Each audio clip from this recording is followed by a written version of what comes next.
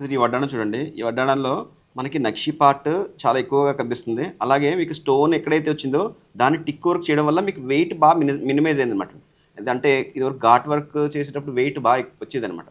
దానికి మనం ఎలా చేస్తే వెయిట్ తగ్గుతుంది అని చెప్పి ఆలోచించిన దాంట్లో ఇలా ఈ విధంగా చేస్తే మాత్రం చాలా వెయిట్ తక్కువ చేయడం జరిగిందండి. అలాగే అష్టలక్ష్మి వడ్డాణం కూడా అసలు ఇంత తక్కువ వెయిట్లో మనకి 80 గ్రామ్స్ బిలో రావడం అనేది చాలా గ్రేట్ అనమాట. అసలు ఇంత తక్కువ వెయిట్లో ఈ నక్షి పార్ట్ ఈ అష్టలక్ష్మి డీటెయిలింగ్ రావాలంటే కొంచెం మనం గేజ్ పెట్టాల్సి వస్తుంది అనమాట. కానీ మినిమం గేజ్లోనే మనం ఈ అష్టలక్ష్మిని కూడా చేయడం జరిగింది.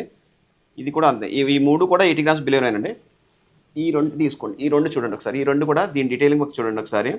మొత్తం పేపర్ కాస్ట్ స్టెప్ ఏదైతే చేసామో దానివల్ల మధ్యలో లక్ష్మికి కొంచెం హెవీగా కనిపిస్తుంది. చాలా వీటికైతే బ్రహ్మాండమైన సేల్ ఉందండి.